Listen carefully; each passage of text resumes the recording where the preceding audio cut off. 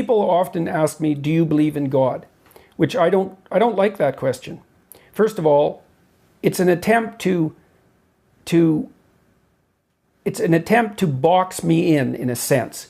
And the reason that it's an attempt to box me in is because the question is asked so that I can be firmly placed on one side of a binary argument. And the reason I don't like to answer it is because A, I don't like to be boxed in, and B, because I don't know what the person means by believe or God. And they think they know.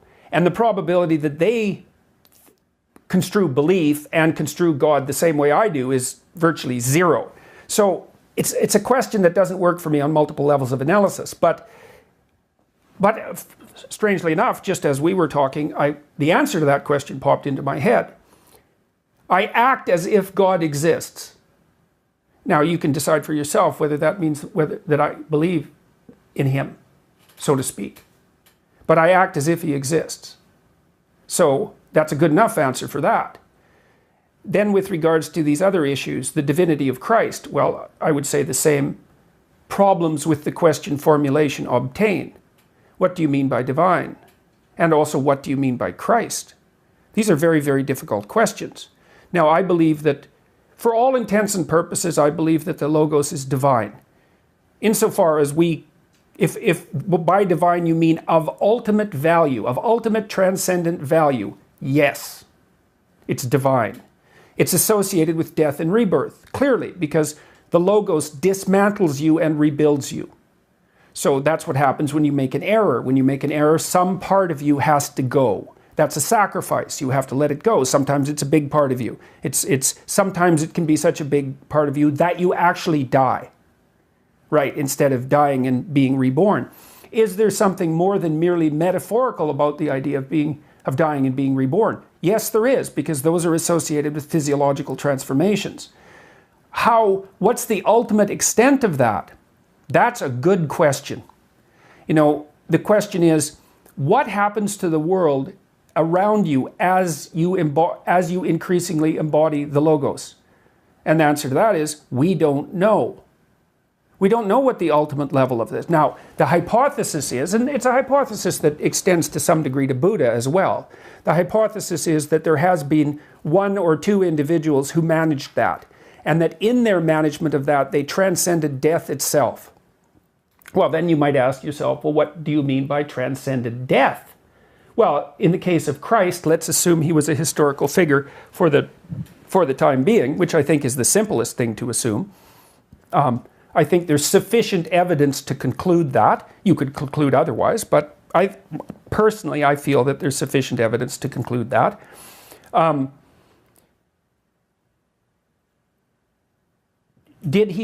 Is his resurrection real?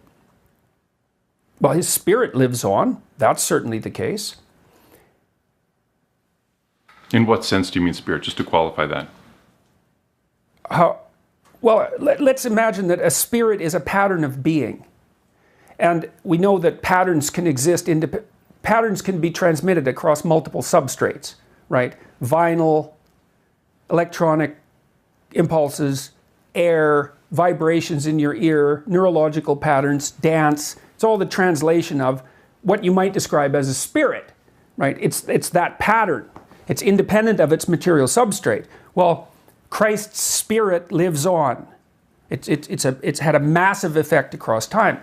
Well, is that an answer to the question? Did his body resurrect?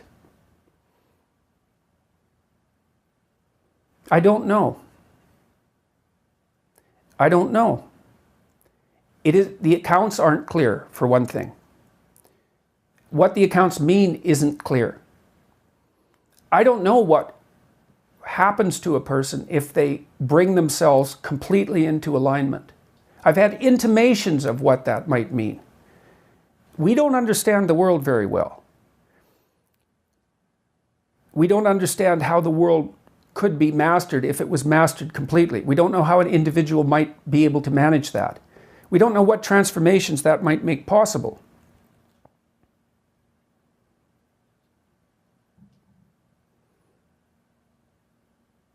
I'm going to do a series on the Bible That's one of the things I want to investigate more thoroughly and formulate my thoughts about more thoroughly, because it is a crucial issue. A friend of mine said, and I wouldn't describe him, he's certainly not the sort of person that you would describe as a classic Catholic. He's extraordinarily well-educated individual, and he's come back to Christianity with the most vicious of internal battles, and he said to me, he was the same person who made the comments earlier about the dominance hierarchy, and so he's very insightful. He said that it all falls apart unless you believe in the divinity of Christ and in the resurrection of Christ. And he meant that in a very fundamental way. And there's a way in which that's true, but I don't know exactly what it means yet.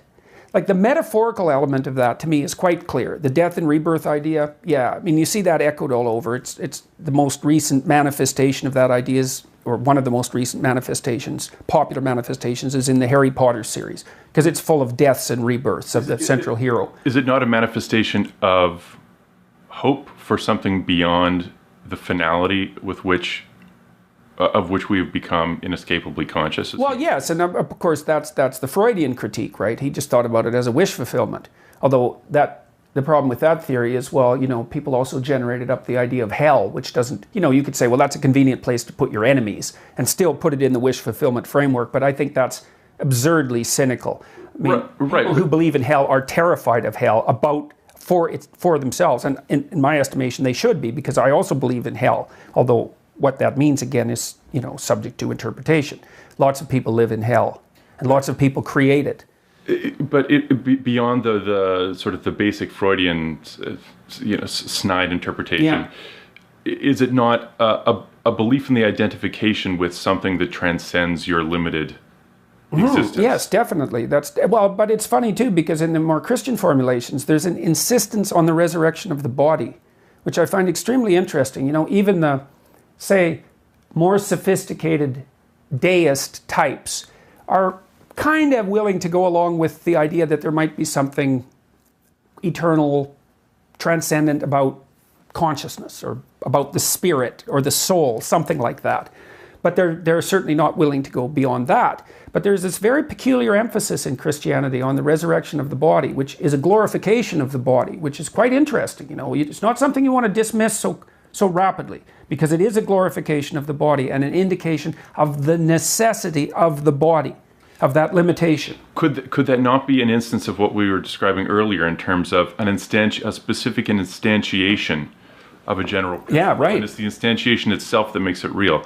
The body is the most real thing that we experience on an individual. Right. Well, and it's real in part because it's limited. Right? It has limitations. So the focus on the mythological representation of the body as resurrected is saying this is more real. This is just as real as you can imagine. Yes. Well, it's an elevation of the material, interestingly enough, right? Not a denial of the material, an elevation of the material. It's a very interesting idea. And as I said, I want to explore that more, because I'm not fully comfortable with my ability to bridge the gap between the metaphorical and the real, although I think that the way that I described it is as close as I can come right now. Magical things happen as the Logos manifests itself. Now that's self-evidently true. When people... And when you say magical, you mean magical for all intents and purposes in terms of our perception as relatively naive human consciousness, or magical in rabbits out of hats? Well, certainly the former. And God only knows about the latter. So, that takes us afield into strange areas. Like Jung's observations of synchronous events, for example. Yes. We don't understand the world. Like, I do think the world is more like a musical masterpiece than it is like anything else. And things are oddly connected. Now, I know that sounds new agey and it sounds metaphysical, and I'm saying bluntly, this is speculative, right? I'm feeling out beyond the limits of my knowledge. But there are things I'm not willing to dismiss the mysterious, because I've experienced the mysterious in a variety of different ways, and it's very mysterious, very. from a cognitive perspective, is that not the most rational position to take in any case? Because we know our cognition is inherently bounded by a whole range of constraints. Well, we certainly know that we're bounded by ignorance, and that there's far more going on than we know or can know. We do. The problem is that when you start to speculate, it's a projection of your imagination. Now, that's not necessarily a bad thing, because that is actually, knowledge advances through projection of imagination. But the problem is you can see yourself reflected back at you, and then it's self-fulfilling. So you can see what you want.